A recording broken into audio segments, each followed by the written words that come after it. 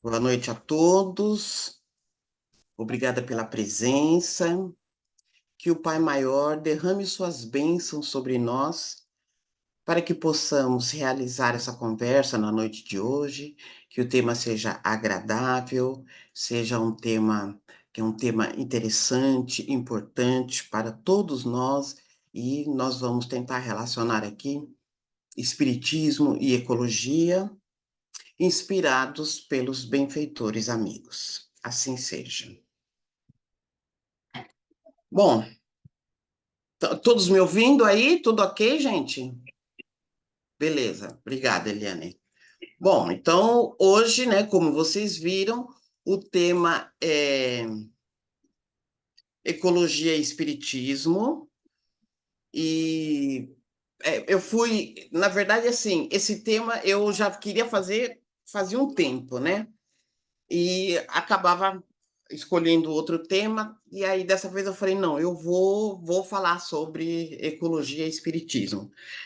E aí eu fui fazer uma pesquisa e achei o livro do André Trigueiro. Eu já sabia que ele tinha escrito o livro, né? Mas não imaginei que tivesse em PDF. Aí baixei o livro. O livro tem 160 páginas e é um livro simples, uma linguagem bem adequada. Ele traz bastante Kardec, é muito interessante, né? Ele faz essa ligação o tempo todo. E assim, eu fiquei encantada, porque ele de fato mexeu comigo. Eu acho que eu não tinha pensado na ecologia da forma como ele trouxe no livro. Então, vamos falar um pouquinho sobre isso, tá? Bom, primeiro vamos definir, né? Porque ecologia é uma ciência muito recente, muito nova, e ela traz uma série de termos novos também para a gente poder entender. Então, primeiro vamos pensar o que é meio ambiente. Meio ambiente é tudo aquilo que existe na Terra, todo tipo de vida que existe na Terra. Vida, seres vivos e elementos não vivos. O planeta Terra é um meio ambiente, tá? É onde a vida se desenvolve. E ecologia? Ecologia está dentro dessa ideia de meio ambiente. Ecologia é a ciência que estuda essas relações que se dão nesse meio ambiente, essas relações entre os seres vivos e o meio ambiente. Eles chamam de seres vivos os fatores bióticos e os que não são seres vivos são os abióticos. Aqui é biologia, tá? Bióticos, os vivos. Abióticos são os elementos não vivos, como o ar, o solo, a água, enfim, o clima, né? Esses que eles chamam, a biologia chama de não vivos. Então, a ecologia é a ciência que vai tentar entender, né? Vai estudar essas relações que se dão no meio ambiente. A ecologia busca entender os processos ecológicos, como que esses seres se desenvolvem, se relacionam nesse meio ambiente, a cadeia alimentar, os ciclos biogeoquímicos, enfim, sucessão ecológica. A ecologia ela vai tentar entender tudo isso. É um termo novo, como eu falei para vocês, nós vamos ver lá na frente quem que trouxe esse termo a primeira vez, mas é um termo que está sendo muito estudado e tem trazido muita preocupação para o mundo, né? Bom, vamos entender um pouquinho o nosso sistema planetário, por que também dessa preocupação. O nosso sistema planetário, ele vai surgir lá na Via Láctea, né? Tem mais ou menos uns 5 bilhões de anos de condensação de gases pós-químicos, vai se condensar e vai surgir a Via Láctea, uma das 10 bilhões de galáxias existentes no universo. Nós sabemos o universo gigantesco, né? E tem várias galáxias e nós estamos em uma delas. o Sol, que é uma delas, né? É uma estrela, tem 100 bilhões de estrelas, o Sol é uma estrela que é grande, na verdade, grande para a gente, né? Porque ele se encontra na periferia da Via Láctea. Então, para a gente, o Sol é uma estrela muito grande, mas ele se encontra na periferia e é uma estrela que vai trazer essa possibilidade de vida no planeta Terra. O que que significa isso? Às vezes a gente vê uma reportagem e eles falam assim: ah, a NASA encontrou um determinado planeta que tem água, que tem condições de vida. É isso que eles estão falando. O planeta Terra é um planeta de 510 milhões, né, de 510 milhões 934 mil quilômetros quadrados. É uma área muito grande, uma parte ocupada por terra e tem uma distância considerável do Sol. Essa distância do Sol faz com que o planeta Terra seja um planeta habitado, habitável, né? Ou seja, o planeta Terra ele está numa zona habitável. Por quê? Porque ele vai receber o calor do Sol, mas não tão intenso, de maneira tão direta. Nós vamos ver que essa questão do calor que é recebido pelo Sol por conta desse desequilíbrio ecológico vai causar o aquecimento global, né? Mas o planeta Terra ele tem temperatura para condição de vida, tem água líquida, que é essencial para a vida, a atmosfera tem uma mistura de gases que protege o planeta e protege a vida contra a radiação solar direta, né? Que seria nociva se ela fosse direta no planeta Terra. Ou seja, o planeta Terra ele tem todas as condições de vida. Ele fica ali entre Marte e Vênus, né? Uma proximidade um pouco distante do Sol. O que significa isso? Significa que a nossa estrutura corporal ela é feita para se desenvolver no planeta Terra. Ou seja, se esquentar demais, a gente pode não aguentar viver no planeta Terra. A nossa estrutura corporal não aguentaria, por exemplo, viver no planeta Saturno, porque ele está muito distante do Sol, então ele é muito frio. Isso é muito importante a gente entender, porque Jesus falou: na casa do meu pai há várias moradas. Então a gente pode falar assim: ah, mas não tem vida em Mercúrio, não tem vida em Vênus. Nós não sabemos, né? Na casa do meu pai há várias moradas. Para a morada Terra, nós temos todas as condições corpóreas e as condições de localização para a sobrevivência. Por isso que precisamos cuidar do planeta Terra, porque nós, hoje, nessa condição, só sobrevivemos no planeta Terra, tá? Bom, aí, evidentemente, né, aparece o homem no planeta Terra e vai causar impactos no meio ambiente. É verdade, ele vai mesmo causar impactos no meio ambiente porque é necessário para a sobrevivência dele. Então, ele vai tentar moldar o ambiente, adaptar o ambiente para a sobrevivência dele, para ele se desenvolver, para ele se adaptar a clima quente ou a clima mais frio, para ele se alimentar, para ele se abrigar. Então, ele vai. Quando a gente fala impacto aqui, não é impacto no sentido negativo, é impacto no sentido de que ele vai ter que mudar algumas coisas ao redor dele para que ele sobreviva. Então, o aparecimento do homem ele já vai causar um impacto no meio ambiente. O elemento mais perigoso nessa época do Homo sapiens é o fogo.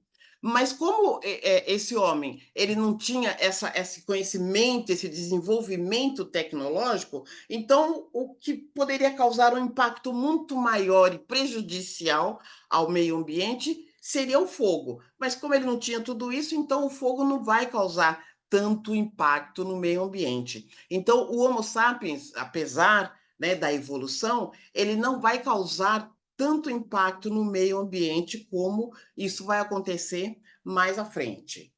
Bom, quando o homem surge, ele tem a necessidade de se alimentar, para isso ele vai caçar, ele vai atrás de pele de animal para se cobrir, enfim, esse homem ele vai, depois de um tempo, fazer uma transição do homem caçador-coletor para um agricultor sedentário.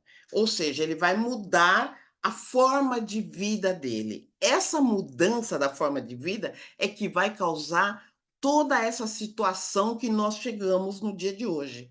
Por quê? Porque o homem vai sair do caçador-coletor para agricultor sedentário, e isso vai ser um marco muito importante nessa transformação, principalmente do meio ambiente. Eu trouxe uma figura aqui, a mulher também caçava, viu? Existem estudos arqueológicos que a mulher caçava tanto quanto o homem, mesmo no período de gravidez, tá? Quando a gente fala o homem caçador-coletor, aí está incluso o homem e a mulher também. Bom, com essa mudança do caçador-coletor para o agricultor sedentário, o que, que vai acontecer?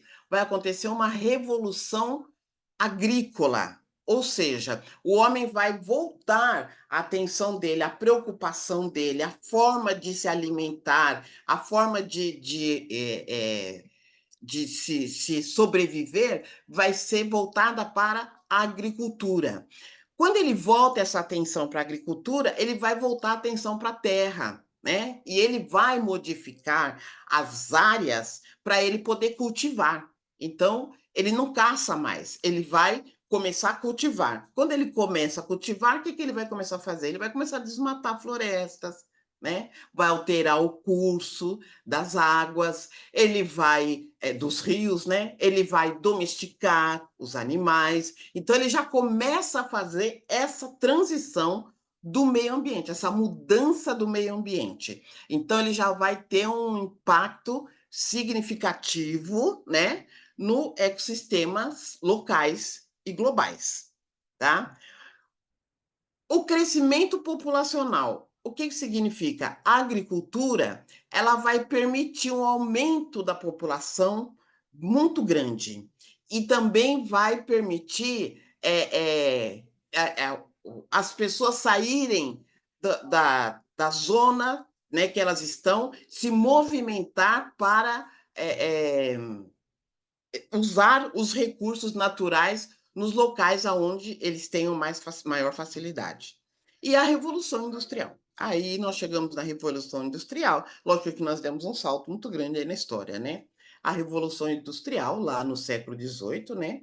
Como nós estudamos lá no primeiro ano, na filosofia, essa Revolução Industrial, ela vai impulsionar esse desenvolvimento tecnológico, a urbanização em grande escala, a queima de combustíveis fósseis, porque aí você tem empresas que vão queimar combustíveis fósseis, né, gás, petróleo, enfim, a industrialização, a produção em massa.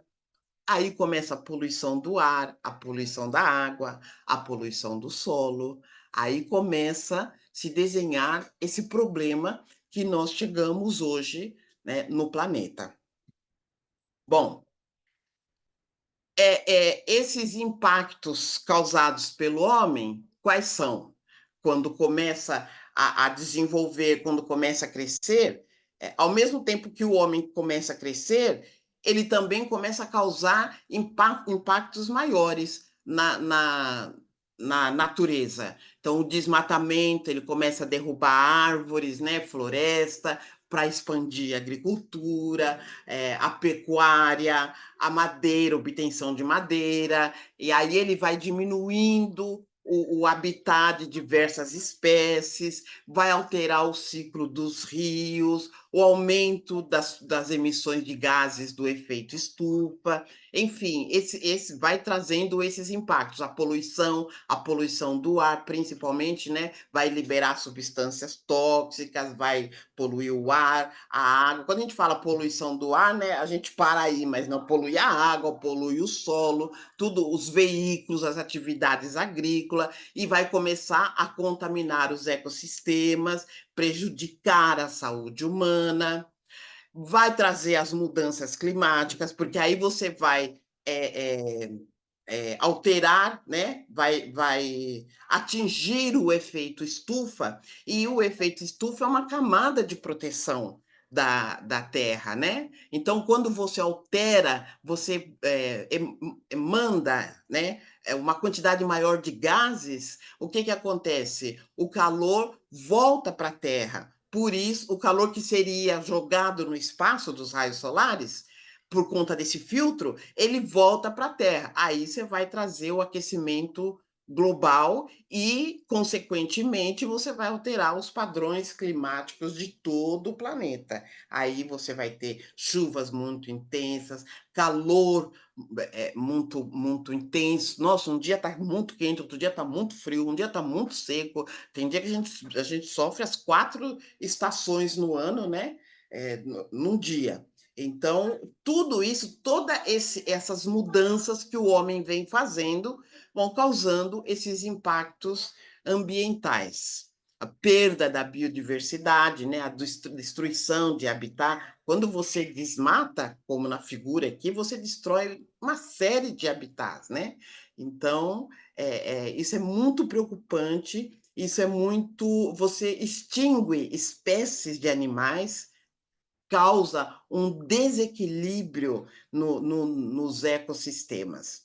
O ecossistema, o que é o ecossistema? O ecossistema é uma comunidade onde todos se conhecem e dependem uns dos outros. Então, ele é quase que uma cadeia.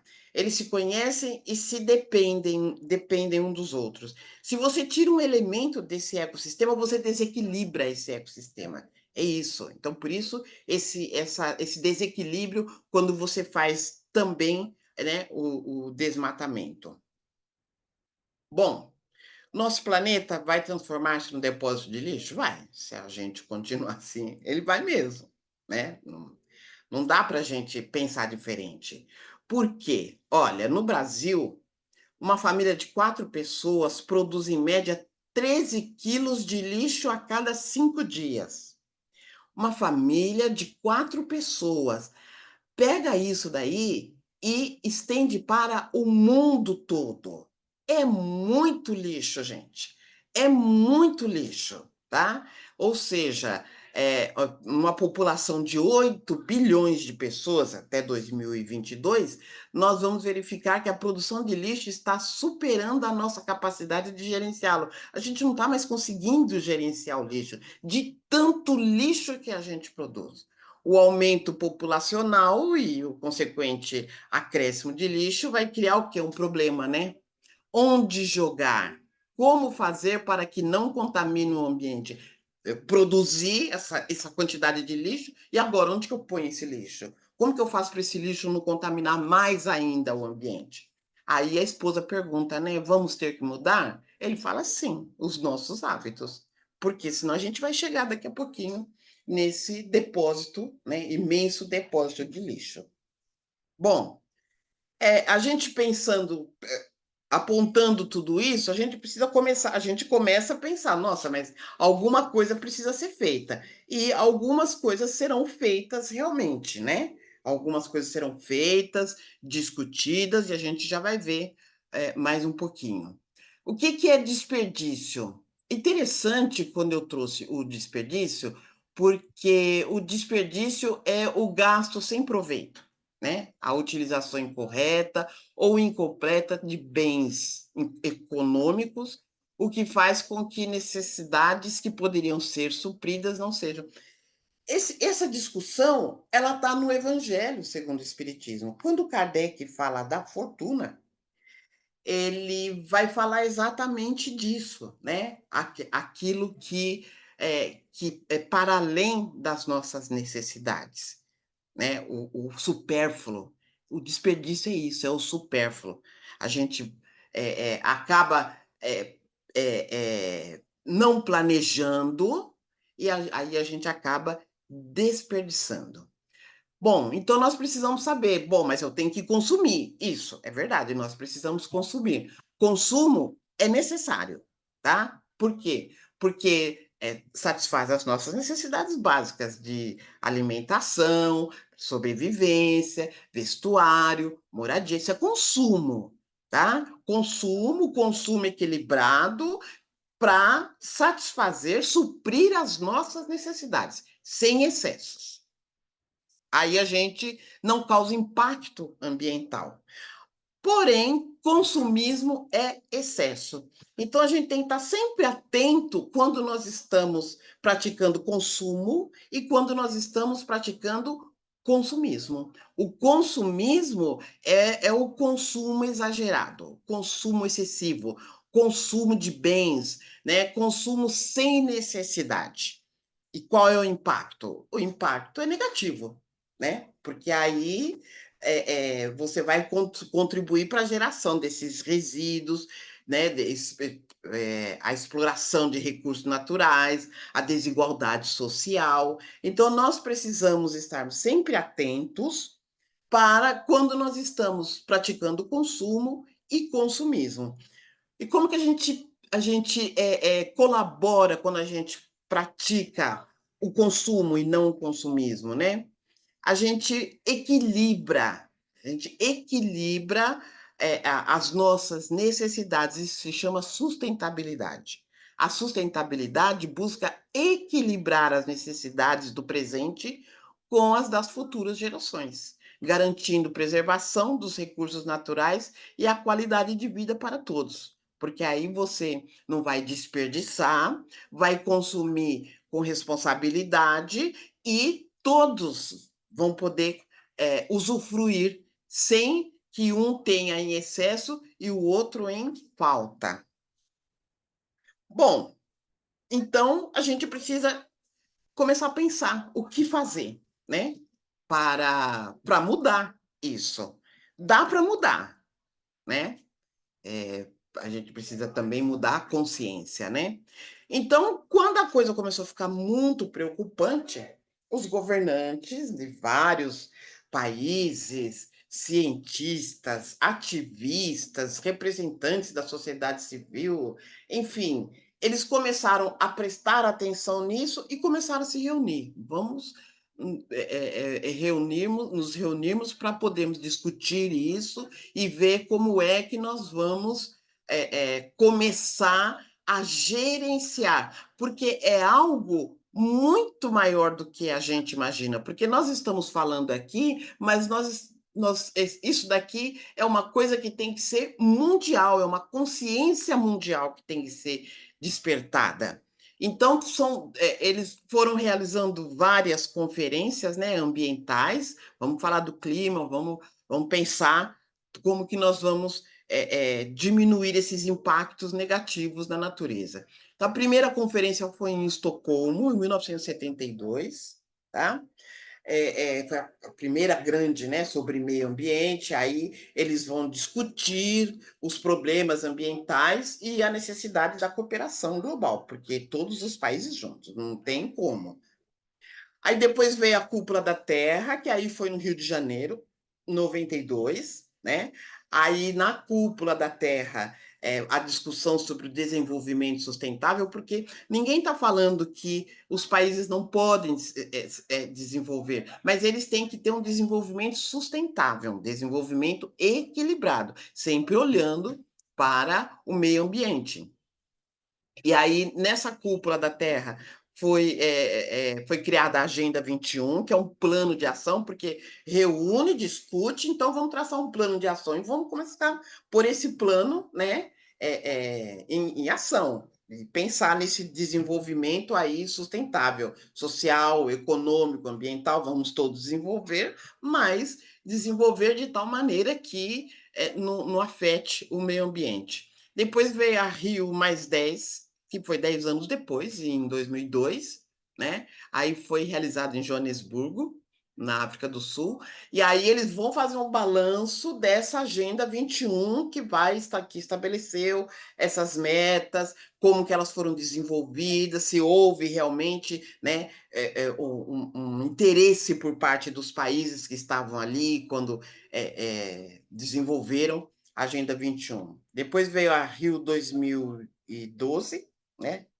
A Rio mais 20, e aí eles vão tentar renovar esses compromissos e vão tentar redefinir, né, uma nova agenda, tentar estudar como realizar aquilo que não foi realizado anteriormente. Então, eles estão sempre discutindo, e essas discussões, nessas discussões, toda essa mudança, esse entendimento de que precisa haver um investimento, é dinheiro, gente. Tem que ter muito dinheiro. Então, tem países, os países mais ricos, né? Eles acabam ajudando financeiramente para a preservação da floresta amazônica. A floresta amazônica é um bioma. A preservação da floresta amazônica, a mudança da matriz energética. Então, para isso precisa. Então, vamos começar a produzir carro elétrico. Para isso é preciso que os governos invistam, entendeu? Então, são essas discussões que são feitas. A última foi a UNEA, né? Realizada em Nairobi, no Quênia, em 2022. E foi em meio à pandemia, né? Então ela foi híbrida e a participação presencial e online. E a próxima, olha só, a próxima, todo mundo sabe, é a COP30, né? Conferência das Partes, por isso que é COP30, e vai ser realizada em Belém. Belém é parte da Amazônia. A Amazônia é um bioma. Eles vão realizar a COP30 num bioma, né? No Brasil em 2025. Vamos começar a guardar dinheiro para a gente participar? Já pensou que legal que vai ser? Vai ser bem bacana, né? Até porque o Brasil é o país que vai começar essa transição energética, né? Eu não sei em qual das conferências foi tirado que o Brasil é o país que vai começar a transição energética, mudar de gás, petróleo para outro tipo de energia, para poder começar aí, né, diminuir a poluição. Por isso que a COP30 vai ser em Belém, no Brasil. Bom, tudo bem. A gente até faz, né, essas reuniões, a gente acompanha, a gente tá ali, procurando ajudar de alguma maneira. Mas é muito difícil. É muito difícil, porque a gente está falando de mundo, nós não estamos falando de Brasil, não estamos falando de São Paulo, nós estamos falando de mundo. E, infelizmente, nem todo mundo dá atenção para isso, nem todos os governantes dão atenção para isso. Então, tem muitos desafios ainda para ser superados, né? A estabelecer metas, mobilizar recursos financeiros, participação de todos os setores, né, da sociedade, ou seja, ações de conservação ambiental. Então, tem muita coisa ainda para ser feita, e o mais importante é mobilizar a sociedade. A sociedade precisa ter consciência disso para poder colaborar. Ah, no meu condomínio a gente coloca o lixo aqui, ali, não. Vai lá na reunião de síndico e coloca: nós precisamos fazer uma coleta seletiva. Eu acho que até que em condomínio deve ser obrigatório agora, né? Coleta seletiva. No seu bairro, né? Conversa com as pessoas, porque essas coisas, a gente sabe, assim, a gente não começa da noite para o dia, a gente tem preguiça, às vezes a gente não quer, a gente tá cansado, mas é assim, tem que começar porque a gente tem que colaborar, né? E a gente começa se obrigando. Ah, eu vou fazer hoje, então, uma família de, né, 4 pessoas, ó, aqui é o lixo tal, aqui é o lixo tal, começa se obrigando, depois acaba virando uma prática, né? Eu ouvi um expositor falando disso sobre a caridade. Ele falou assim: a caridade, às vezes a gente, eu vou ter que sair, vou ter que ir lá, ajudar a servir sopa, vou ter que não sei o quê, vou ter que da casa espírita, a gente se obriga, não, eu vou, eu vou, eu vou. Até que um dia você começa a fazer aquilo por prazer, aquilo vira uma prática, aquilo começa a fazer parte do seu dia a dia. A mesma coisa, a, essa esse comportamento de selecionar o lixo, separar, a mesma coisa, né? Até porque existem também conferências de ambiente governamental, ecologistas que se reúnem em grupos menores e também são importantes. Então, porque não adianta você fazer a conferência lá em Joanesburgo, mas você tem que ter mobilização no Brasil, mobilização na Itália, mobilização na Alemanha. Então, o que eles fazem? Esses grupos menores, eles vão trazendo esses resultados dessas conferências e vão mobilizando a sociedade. Tanto é que hoje tem, né, tem grupos que fazem a seleção do lixo, tem pai, mãe de família que sustentam a família toda com essa coleta de lixo seletiva, enfim, tem pessoas que estão muito preocupadas e estão fazendo novamente, né? Aqui eu trouxe alguns ambientalistas que estão na praia, e eu trouxe a Lisa e a Marge Simpson, que eu sou fã do Simpson, e nesse episódio elas vão para a praia limpar as pedras, tirar o óleo das pedras. Então é assim mesmo, é esse trabalho mesmo. Mas é um trabalho difícil, tal. Mas a gente precisa começar de alguma maneira, tá? Olha, eu estou falando isso, mas eu não estou dizendo que eu faço, hein, tá? Não é, você faz. Não, o máximo que eu faço é separar o lixo. Aqui a gente tem essa coleta separada de lixo, então eu colaboro dessa maneira. Agora, ir para a praia, né, a salvar os animais, aí já é um pouquinho mais difícil, eu deixo para os jovens, né? Por isso, jovenzinhos que estão assistindo, com vocês, para pôr a mão na massa. Bom, a filosofia faz parte da ecologia? A filosofia estuda a ecologia, por incrível que pareça. A filosofia estuda a ecologia. E a filosofia estuda a ecologia há muito tempo. Nós temos um filósofo ecológico que ele está lá no período clássico, né? Desde lá de Aristóteles, ele já fala em ecologia, não com essa terminologia, mas a filosofia está lá também preocupada com a ecologia. Ao longo da história, os filósofos têm refletido sobre nossa relação com o mundo natural. E é isso mesmo a filosofia, né? Buscando compreender nosso lugar dentro dele e as implicações de nossas ações. A filosofia, ela vai ser uma ferramenta que vai ajudar na compreensão. Por isso, a necessidade da gente estudar filosofia, principalmente no nosso caso, a filosofia espírita, porque a filosofia ela traz ela é essa ferramenta que leva a gente a refletir. Por incrível que pareça, olha, a metafísica nos ajuda a compreender a natureza da realidade e nosso lugar, né? É, é, nela, na realidade, o nosso lugar na natureza. E nós vamos ver um pouquinho mais para frente que nós temos um lugar privilegiado na natureza. É a metafísica que leva a gente a entender isso, e aí a gente entendendo o nosso lugar na natureza, o nosso lugar no planeta, entendendo isso, a gente entende a necessidade desse comportamento, dessa mudança de comportamento. A epistemologia fornece ferramentas para conhecer e avaliar o mundo natural. Entender o mundo natural, as questões necessárias do mundo natural, para ajudar a gente a compreender a natureza e mudar o nosso comportamento, mudar o nosso pensamento, mudar o nosso modo de vida. E a ética orienta a gente a agir de forma responsável e justa com relação ao meio ambiente. Então, a filosofia está lá, sim, está lá e está trazendo elementos para a gente pensar, repensar e refletir, que é o que nós estamos fazendo aqui, ainda bem, né, sobre o momento ecológico que nós estamos vivendo no planeta. Aristóteles, como eu falei para vocês, lá atrás ele já falava de ecologia, já falava de meio ambiente. O filósofo grego afirmou que a responsabilidade social e a preservação ambiental são um compromisso com a vida.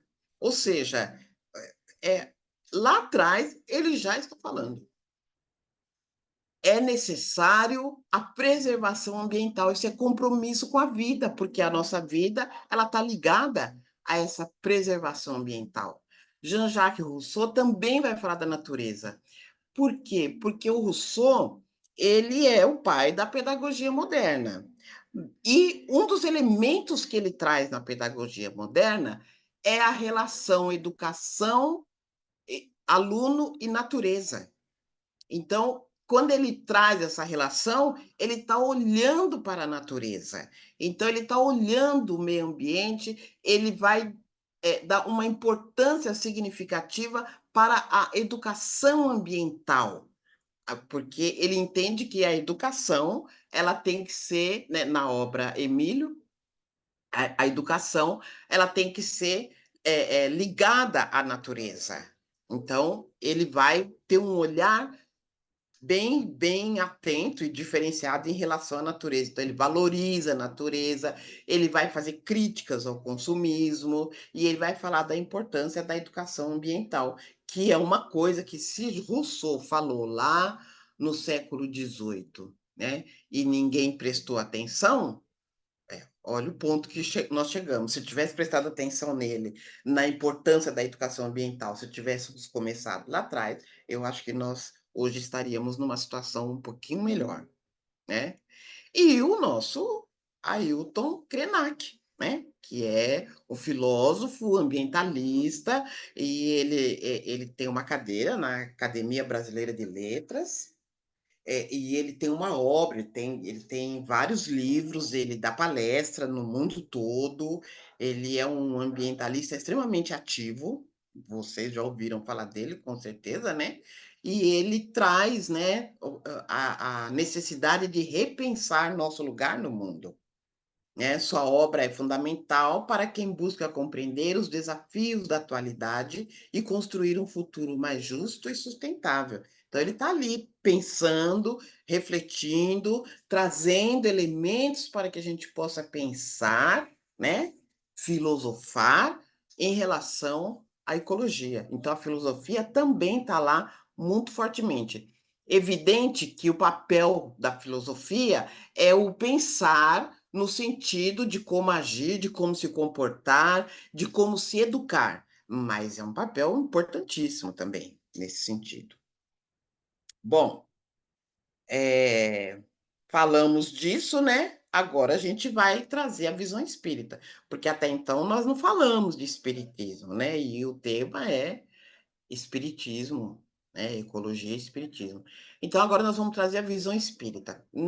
Para trazer a visão espírita, eu me orientei pelo livro do André Trigueiro, tá? Como eu falei para vocês, ele é um livro de 160 páginas, acho que é mais ou menos isso. Ele é um livro, ele escreve muito claro, né? É agradável de ler. Dá para baixar pela internet. É um livro agradável de ler. E aí eu fui tirando alguns elementos do livro para a gente entender essa relação que ele faz com ecologia e espiritismo. Então, agora nós vamos ver como que a doutrina espírita contribui com esse pensamento, com esse entendimento sobre meio ambiente, ecologia, preservação, mudança de comportamento. Lá no Livro dos Espíritos, Kardec vai trazer a lei de conservação e lei de destruição. É muito importante, porque nós estamos falando de meio ambiente, destruição, e Kardec vai trazer essas duas leis lá no Livro dos Espíritos, e ele vai explicar por que, que é necessário a conservação e a destruição também. Ela vai fazer parte do nosso processo evolutivo. Na questão 705, Kardec vai perguntar por que nem sempre a Terra produz bastante para fornecer ao homem o necessário? Kardec ingênuo. Os espíritos vão falar é que, ingrato, o homem a despreza. O homem despreza a terra. A terra é uma mãe que produz tudo que é necessário para o homem, tá? A terra produziria sempre o necessário se com o necessário soubesse o homem contentar-se. Só que ele não se contenta com o necessário, ele quer além do necessário, né? Se o que ela produz não lhe basta a todas as necessidades, é que ele emprega no supérfluo, o que poderia ser aplicado no necessário. Então, a Terra oferece todas as oportunidades de sobrevivência. É o homem que quer para além do necessário. E aí ele vai entender mesmo que a Terra não supre as suas necessidades. Desde que haja desperdiçado a metade dos produtos em satisfazer as fantasias, que motivos tem o homem para se espantar de nada encontrar no dia seguinte? E que motivos para se queixar de estar desprovido de tudo quando chegam os dias de penúria? Porque ele extrapola e aí ele vai dizer que não tem nada no dia seguinte, se espanta no dia seguinte, porque ele usou o necessário e o além do necessário. Em verdade vos digo, imprevidente não é a natureza, é o homem que não sabe regrar o seu viver. Então, Kardec, lá no Livro dos Espíritos, em 1857, ele já está falando dessa necessidade de regrar o seu viver, ele já está falando em sustentabilidade. É isso que Kardec está falando. Ele já está falando em sustentabilidade. Ele tem que ter uma regra de bem viver, né? Dentro das necessidades, e ele vai poder tirar tudo que for necessário da terra. Aí, na lei de destruição, né? Ele vai perguntar: que se deve pensar da destruição quando ultrapassa os limites que as necessidades e a segurança traçam? Da caça, por exemplo, quando não objetiva senão o prazer de destruir sem utilidade. Ou seja, você mata, né, o animal para pegar a cabeça dele e pendurar na parede. Então, Kardec está falando o que eu posso pensar da destruição? A resposta dos espíritos é fantástica. Predominância da bestialidade sobre a natureza espiritual. Nossa, não precisa falar mais nada, né? A destruição, ela é necessária, mas quando ela ultrapassa os limites, aí é a predominância da bestialidade sobre a natureza espiritual. É o instinto animal predominando, né? Toda destruição que excede os limites da necessidade é uma violação da lei de Deus. Os animais só destroem para a satisfação de suas necessidades. Ele está falando de cadeia alimentar, tá? Enquanto que o homem, dotado de livre-arbítrio, destrói sem necessidade. De novo, né? O supérfluo. Terá que prestar contas do abuso da liberdade que lhe foi concedida, pois isso significa que cede aos maus instintos. Enquanto o homem cede aos maus instintos, ele vai mesmo praticar, né, a destruição em excesso. Ou seja, egoísmo cria as necessidades artificiais e a fome é fruto da negligência. Então, a proposta aí é o desapego aos bens materiais como condição fundamental por um equilíbrio ecológico consistente. Então, quando a gente desapega dos bens materiais, o que é difícil, nós sabemos que não é simples, né? Aqui é a proposta. Quando a gente consegue diminuir esse apego, né, e desapegando aos poucos, a gente vai entender e vai colaborar com esse equilíbrio ecológico, né, para a gente poder ter um planeta melhor, né? Que é o planeta que nós estamos aí destruindo. Bom, Poluição e psicosfera. Olha que interessante, porque a gente fala de poluição, destruição, mas existe também a poluição mental, que faz parte desse processo de poluição, tá? A poluição mental, que é um problema grave e que tem que ser também observado, né? Ao contaminar nossas mentes, a poluição mental nos impede de ver o mundo com clareza e de agir de forma compassiva e solidária, né? Porque aí nós estamos é, vivendo uma poluição mental onde a gente nem enxerga o outro, né? Essa contaminação interna se manifesta em nossas relações, em nossas instituições e em nossas ações coletivas, gerando um ciclo vicioso de violência, destruição e sofrimento. Então, além de da gente ter que prestar atenção em tudo aquilo que está à nossa volta, também o nosso mental nós precisamos, porque aí a gente é só assim que a gente consegue fazer essa mudança de pensamento, né? Necessitamos refletir sobre a importância de cuidarmos de nossa saúde mental e de criarmos um ambiente social mais saudável e positivo. Ao combater a poluição mental, podemos contribuir para a construção de um mundo mais justo, mais pacífico e mais sustentável. E como que a gente faz isso, né? Também é difícil. Nada do que eu estou trazendo aqui, eu sei que não é assim tão fácil, né? Mas são propostas. Como que a gente faz isso? Lá no livro Missionários da Luz, o André Luiz vai dizer o seguinte: emanações de natureza psíquica que envolvem a humanidade provenientes das colônias de seres desencarnados que rodeiam a Terra, tá? Que vão influenciar essa poluição mental. E ele ressalta o quê? A importância da oração para desanuviar esse ambiente psíquico desfavorável.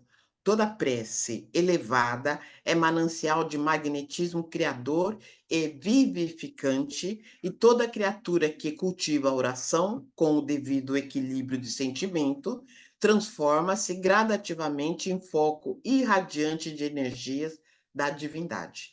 Então, essa poluição mental, ela vai influenciar na poluição, né, do meio ambiente, na poluição à nossa volta, e nós precisamos cuidar dessa poluição mental. E uma das propostas é a prece, né, elevada, que a gente vai desanuviando, até porque nós estamos rodeados, né, de miasmas que a gente tem que tomar cuidado, que vão acabar influenciando mesmo a nossa natureza psíquica, tá? Bom, tudo está em tudo. Então, por que que dá para ligar ecologia com espiritismo? Porque tudo está em tudo. E Kardec fala isso, e nas aulas do segundo ano vocês vão escutar muito isso, tá? Bom, esse termo ecologia, ele vai ser criado por esse filósofo, Ernest Heinrich, né? A combinação da palavra casa, oikos, que é casa, e logos, estudo. Então, o que que esse filósofo ele vai entender? Ele vai entender que tem que haver um estudo para além da biologia, né? Para além da biologia, ou seja, precisamos ter um estudo de todos os seres vivos, do meio aonde eles se encontram. Essa necessidade de ir para os limites da biologia e investigar com mais atenção o funcionamento dos ecossistemas. Então, é isso que ele vai propor. Vamos estudar como que funciona, como que eles se reproduzem, como que eles se relacionam. Esse termo ecossistema, quando ele propõe, ainda não existia, tá? Só vai aparecer lá na frente. Ele vai criar o termo ecologia, que vai aparecer a primeira vez nessa obra, a Morfologia Geral dos Organismos.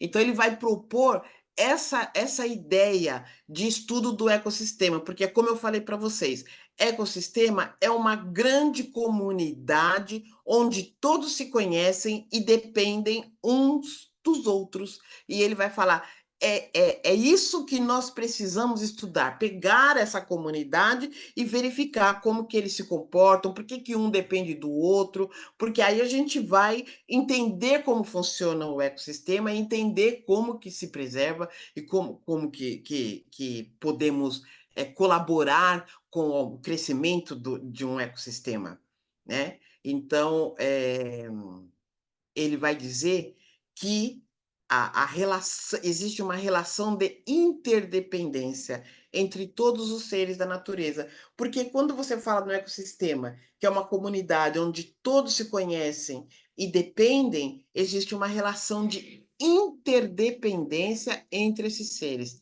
É aí que ele junta ecologia com espiritismo, essa interdependência. Então, quando o Ernest ele propõe a ecologia, esse estudo, né, para além da biologia e voltar a atenção para os ecossistemas, ele está falando, olha, existe uma relação de dependência entre esses elementos. E Kardec vai falar a mesma coisa, que existe uma relação de interdependência entre os seres e o planeta. Como? Né? Lá na Gênesis ele fala: o brasão do universo tem uma só divisa, unidade e diversidade. Ou seja, tudo está em tudo. Está tudo ligado, gente.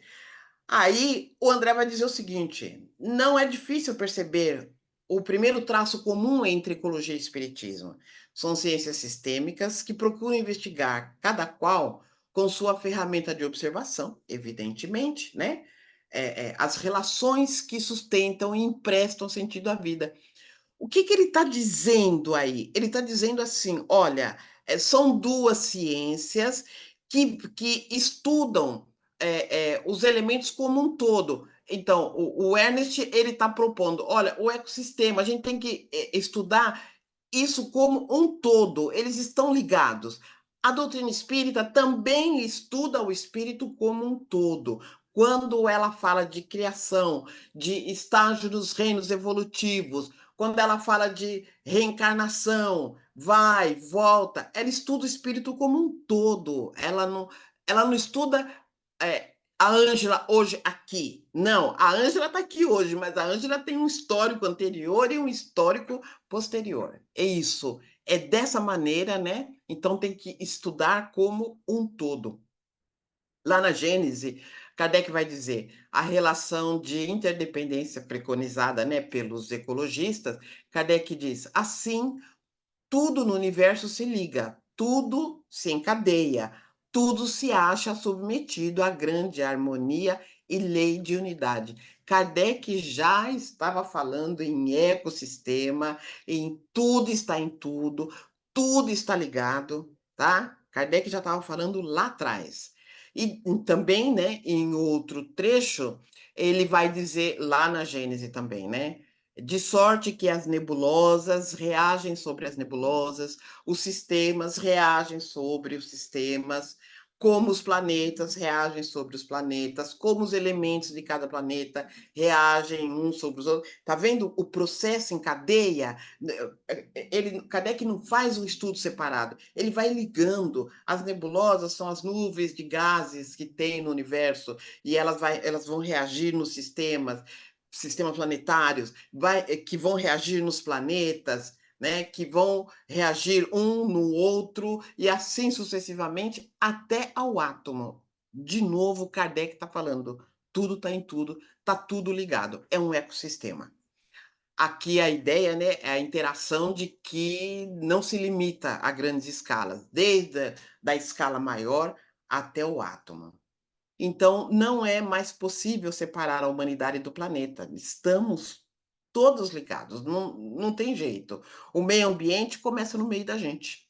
No capítulo 10 de A Gênese, Kardec ratifica este princípio comum ao dizer que são os mesmos elementos constitutivos dos seres orgânicos e inorgânicos que os sabemos a formar incessantemente, em dadas circunstâncias, as pedras, as plantas, os frutos. Aquela aula de fluido cósmico é isso daqui, ó, que o Kardec está falando. tá? Tudo é tirado do fluido que envolve o planeta. O princípio espiritual, ele estagia nos 3 reinos até entrar no reino nominal. É isso daqui, ó. Todos os elementos constitutivos dos seres orgânicos e inorgânicos, né? São os mesmos. É isso. Por isso que ele pode afirmar, né? O brasão do universo tem uma só divisa: unidade e diversidade. Da unidade vem toda a diversidade. Bom, espíritas e ecologistas. Então, esse é o livro do André Trigueiro, e aí ele vai fazer essa ligação, tá? Dos espíritas com e os ecologistas. Espíritas e ecologistas têm motivos de sobra para defender a mesma causa, a proteção da biodiversidade, a diversidade de vidas, né? Se para o ecologista a expressão equilíbrio ecológico revela a capacidade de um ecossistema se manter perene por si mesmo, sem que o homem interfira nesse programa inteligente da vida, comprometendo sua resiliência, para os espíritas há que se reconhecer algo mais: a importância da escada. A gente fala tanto de processo evolutivo e a gente não. Foi aí que ele me pegou. Falei, nossa, que fantástico, gente. A gente fala tanto de processo evolutivo, a gente fala tanto que vai voltar, que vai não sei o quê. É aí que está ligado, né? A ecologia, a escada cujos degraus precisam suportar a evolução de outros que, como nós, têm o mesmo direito de existir e seguir em frente, né? É justamente essa visão sistêmica da realidade, ou seja, do todo, né, que nos oferece amplas condições de navegabilidade no mar revolto em que o analfabetismo ambiental vem causando grandes estragos.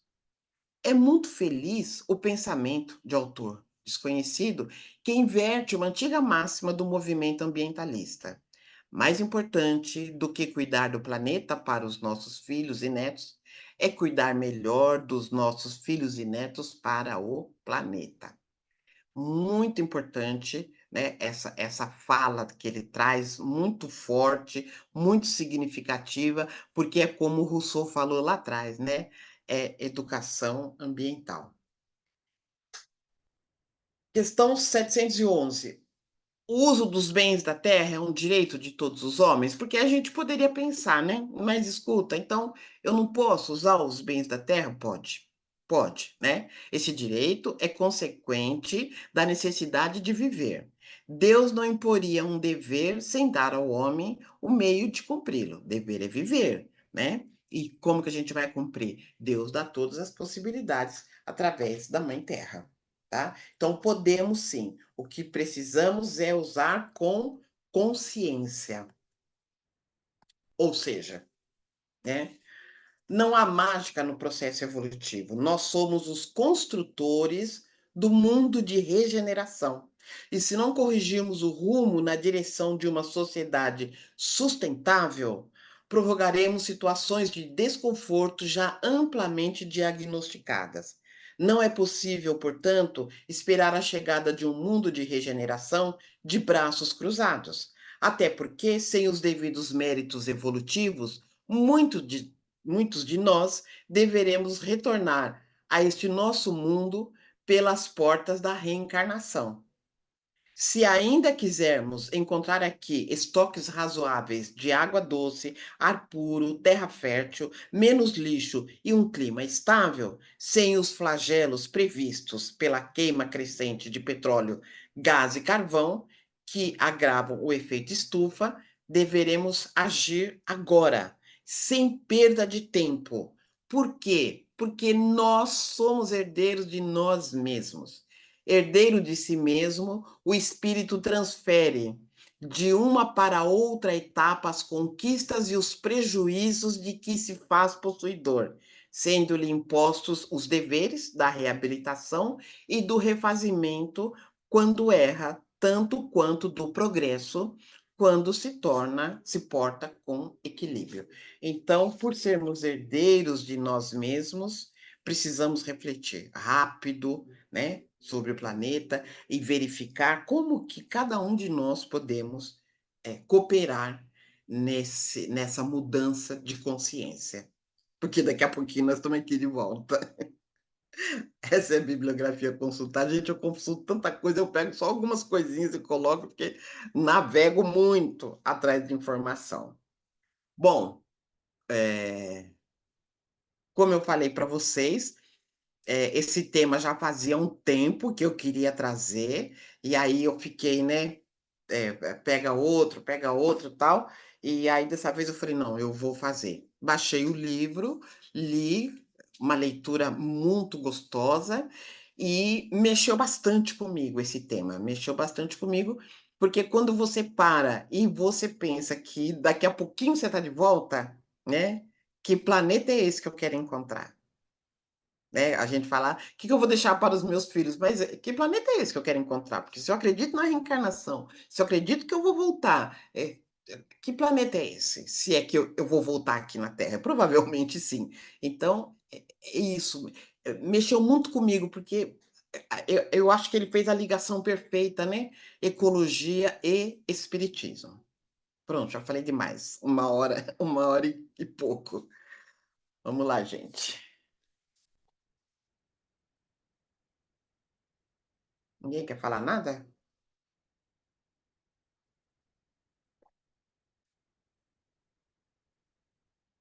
Nossa, todo mundo em silêncio. Vocês estão me escutando? Às vezes, né?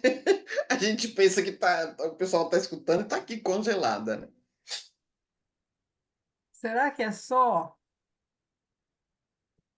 envolve uma quantidade, como você me falou, enorme de dinheiro para fazer toda essa conscientização e mudança? Ou será que é um pouco de má vontade e falta de responsabilidade? Sim, sim, sim, também. Por isso a necessidade desse entendimento de que somos herdeiros de nós mesmos, né? Porque, como eu falei, a gente às vezes tem preguiça de começar a fazer, vai começar a fazer outra coisa e não vai fazer aquilo que é necessário. Sim, com certeza. Mas quando a gente pensa, né, que o planeta, daqui a pouquinho nós estamos de volta, aí é que a coisa pelo menos no nosso caso, né? Eu acredito aqui que a maioria seja espírita, né? Ou se não todos. Então, pelo menos no nosso caso, é, quando a gente tem essa clareza, a gente estuda isso, aí faz a gente ter um pouquinho mais de responsabilidade, um pouquinho mais de amadurecimento nesse pensamento. Você não acha? Sim, mas os espíritas não são em grande número no mundo, né? Sim. E não, e E também muitas, assim, essas conferências, nem todos os governantes, as autoridades dão atenção. não, Existe um monte de coisa, né?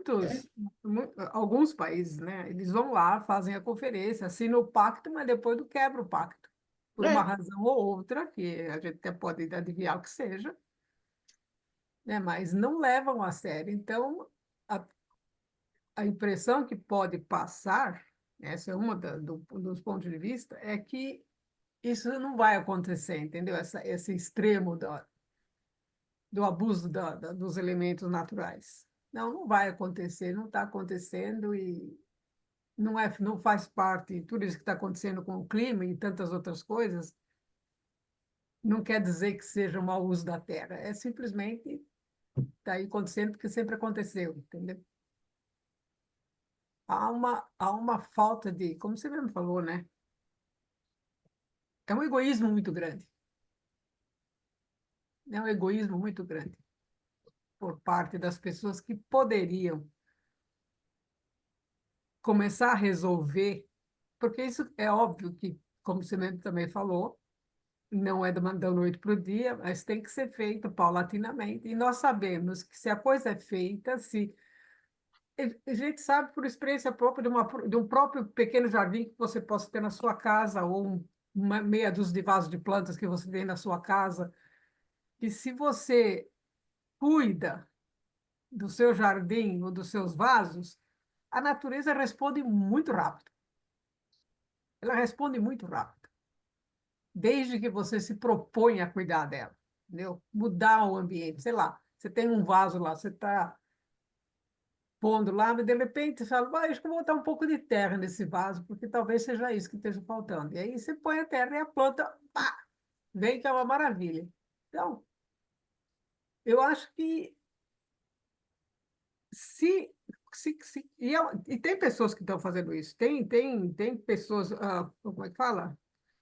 Empresas que fazem isso, particularmente, né? Fazem porque já são conscientes da sustentabilidade, já percebem isso, fazem porque gostam e querem fazer, porque são responsáveis e percebem a seriedade do problema, mas tem pessoas que ainda não percebem e acham que não vai acontecer nada, eu simplesmente vou deixar para o outro, eu não preciso fazer, entendeu?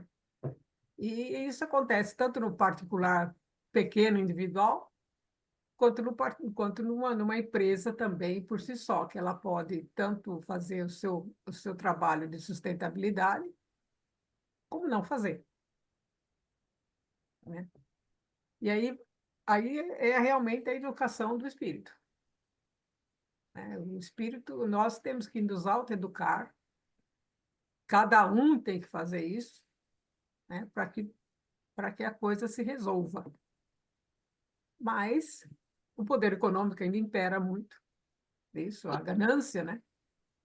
A ganância ainda leva muitas pessoas não se responsabilizarem por alguns atos que cometem, né? E o descaso, né? Não vai acontecer, entendeu? O planeta não vai. Agora, vai saber o que reserva para o futuro, né? Porque também, se nós somos espíritas, nós temos que acreditar que existe uma governança, né? Essa governança, obviamente, não vai interferir no momento que vai, não, vai dar tudo certo, pronto, acabou, eu vou deixar, eu vou arrumar casa para vocês. Isso aí não vai acontecer, porque quem tem que arrumar casa somos nós mesmos. Mas a gente tem que ter fé no futuro, né? E como você falou, pode ser que a gente volte para esse planeta, pode ser que eu vá para outro planeta, ou pior que esse, ou melhor que esse, ou igual a esse. É. Então, é sempre uma incógnita. Eu acho que a parte da ecologia, para mim ainda, o rumo é uma incógnita. Eu não tenho não tenho muito, para mim é uma incógnita, grande ponto de interrogação aí. Fala, Isso é Gabriel. bom, pelo menos você está pensando, né? Quando você Mas fala faz como tempo, quando minha você está filha, faz pensando. tempo, faz tempo. Fala, Gabriel. Então, né, nossa, como eu já falei em outras reuniões, né, eu gosto de ser otimista em muita coisa, mas nessa questão ambiental eu sou pessimista, né? Porque você vê, né, a quantidade de toneladas de lixo de todos os segmentos, né? Não é só lixo doméstico, né? Lixo industrial é terrível, lixo hospitalar. Se a gente for olhar tudo, a poluição é visível, tudo isso é visível no planeta e todos estão dando umas de cegos por causa dos seus interesses egoístas, principalmente dos mais poderosos, que é o que tem mais consciência. Eles têm dados estatísticos, eles têm informações nas suas mãos dos problemas que causa essa crise ambiental no mundo, né? As doenças que causam, os custos que causam, eles têm consciência de tudo isso daí. Mas o desejo de sair na frente, né? Deixa eu adiantar aqui a minha indústria, deixa eu adiantar o meu crescimento econômico mais vantajoso que o outro, vai adiando esses projetos, né? Esse grande projeto ambiental, né?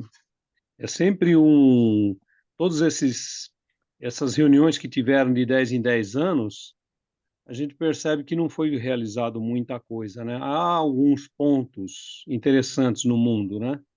Pontos assim bem de política localizada e não de política mundial, né? Por exemplo, há uma cidade no Japão que tem um centro de tratamento de lixo onde ninguém na cidade praticamente paga energia.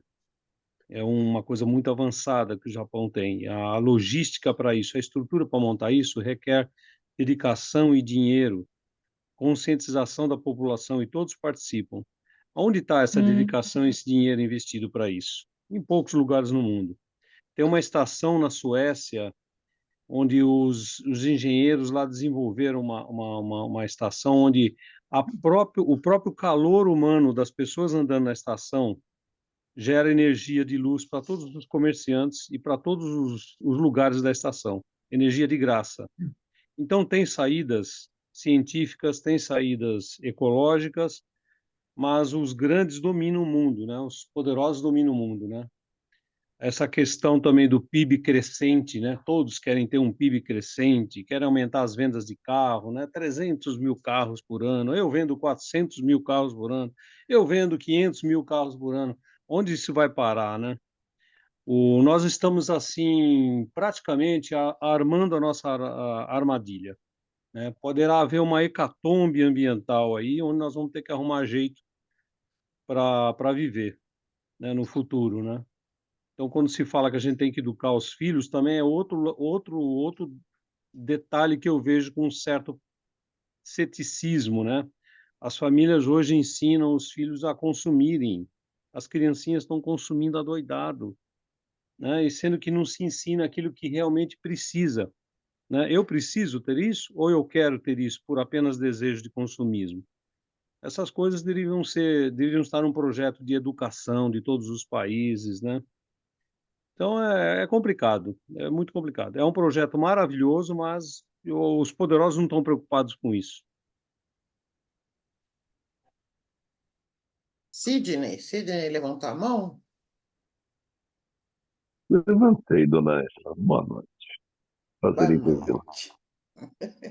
Eu estou sem imagem, mas estou vendo. Parabéns pelo tema. Eu acho que é um trabalho interessante. É, criar pegar esse teu material e desenvolver alguma coisa para as crianças, trazendo essa visão ecológica junto com Kardec. E isso ser um material para os centros espíritas apresentarem às crianças como um processo de desenvolvimento e crescimento da consciência. Porque nós sabemos que é difícil realmente, claro que é, mas se nós continuarmos tendo essa visão rasa apenas de mediunismo religioso e não levarmos consciência de que somos espíritos reencarnantes, né, constantemente, talvez não mudemos isso. Então, acho que era isso. Eu só queria te dar essa ideia, já que você pegou, abraçou gostou dessa ideia, de repente criar um material para isso, para as crianças. Olha aí. Então, Sidney, no Eu garanto que vai livro. fazer mais efeito. Perdão, pode falar. Não, não, eu só ia falar que no livro tem um capítulo onde ele fala das crianças, ele vai falar, fazer essa discussão. Eu não coloquei porque eu ia fazer só para adulto, né? Então eu não coloquei. Só a necessidade de educar a criança. Mas tem um capítulo que ele fala, é bem no final já, da necessidade da educação da criança. Eu achei Então, cada um de interessante o nós, que ele falou. cada um de nós é de um centro espírita. Aqui tem, sei lá, 15, 16 pessoas, 16 centros espíritas. Se a gente tiver esse trabalho de levar essa informação a essa evangelização, quase, pelo menos pelo que eu saiba, quase todos os centros espíritas têm evangelização, faremos o nosso quinhãozinho, né? Muito mais do que apenas só fazer essa coleta seletiva individual, que realmente é um pingo no oceano, mas precisa ser feito. Mas a gente estaria desenvolvendo aí um grupo, né, para poder criar essa consciência. Obrigado, Sim, Angela. Obrigado pela sua gente. apresentação. Obrigada, Sidney. Quem que levantou a mão? Paulo? O Paulo. O Paulo fez. Ah, é o Paulo. Eu falei, quem que é Paulo? Olha o Paulo, César. é que eu falo Paulo Expositore, né? Ah, bom. Diga lá, Paulo. Você já está viciada com a conversa, então nem percebe, né? Me É poupe, quinta né, de Paulo? Me manhã à poupe. tarde. É, o tema é muito interessantíssimo, claro, e é muito amplo. Eu acho que vai dar margem a uma série de conversas. E como você citou aí o nosso amigo, né, o Schopenhauer, né? Se você me permitir, eu vou ler aqui uma profecia, né, que ele coloca aqui no livro, né, que eu até comentei, né, na nossa aula, que eu comecei a ler aí o livro A Queda do Céu, do Davi Schopenhauer, certo? Uhum. E tem uma pequena introdução aqui que eu acho que se coloca de forma adequada aí nas suas apreciações. Posso ler? Claro, fica à vontade, por favor. Tá. Então ele diz assim: a floresta está viva. Só vai morrer se os brancos insistirem em destruí-la. Se conseguirem, os rios vão desaparecer debaixo da terra. O chão vai se desfazer. As árvores vão murchar e as pedras vão rachar no calor. A terra ressecada ficará vazia e silenciosa. Os espíritos chapiri que descem das montanhas para brincar na floresta em seus espelhos fugirão para muito longe. Seus pais, os xamãs, não poderão mais chamá-los e fazê-los dançar para nos proteger. Não serão capazes de espantar as fumaças de epidemia que nos devoram. Não resta, não conseguirão mais conter os seres maléficos que transformarão a floresta num caos. Então, morreremos, um atrás do outro, tanto os brancos quanto nós.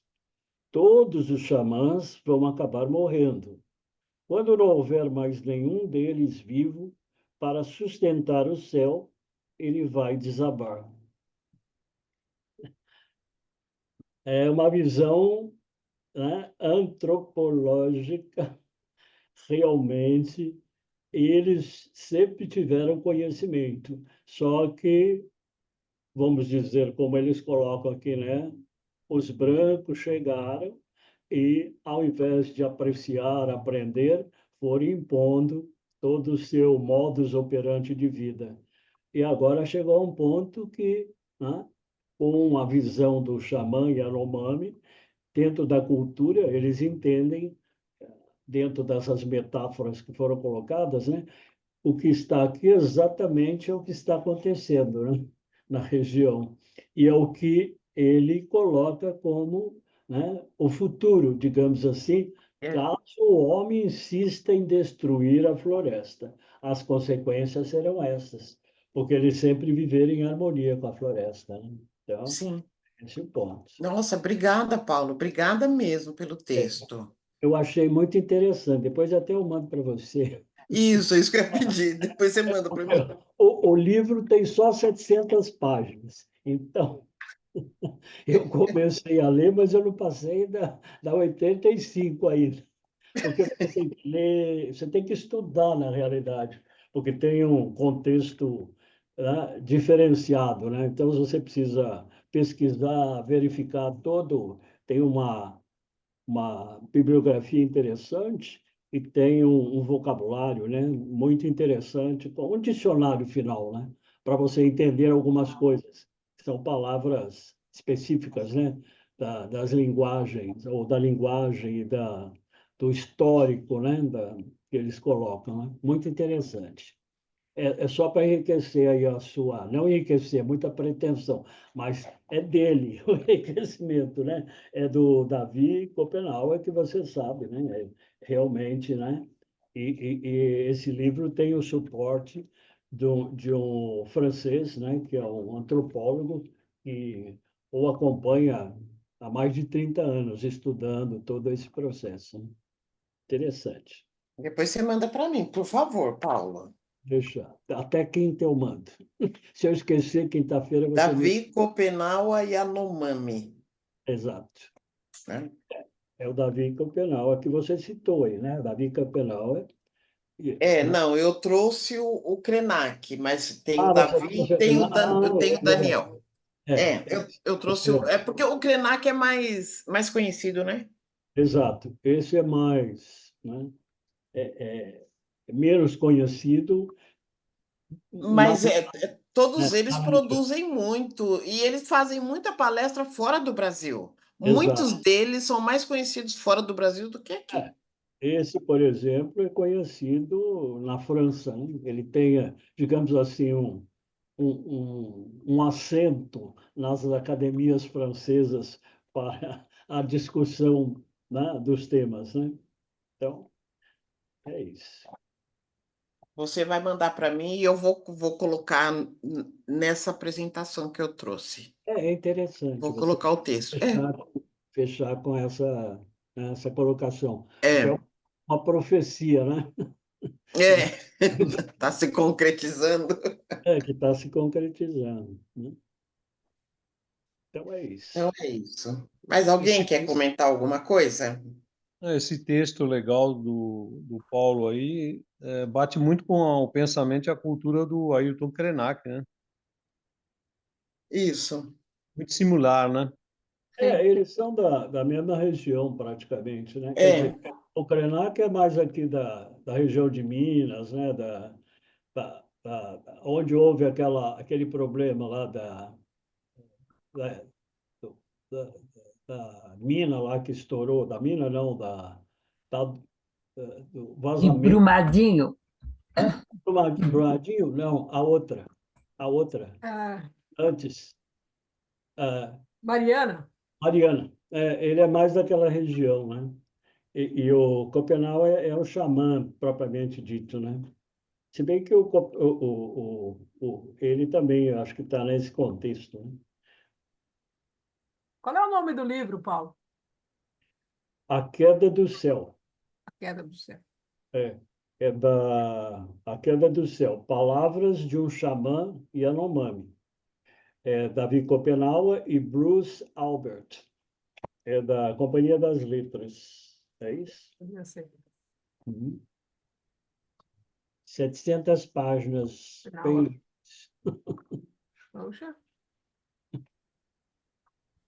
eu fico com 160 do André, por André, enquanto. Não vou me atrever muito, não. é que tem muita ilustração, né? Tem fotos, né? Do processo da,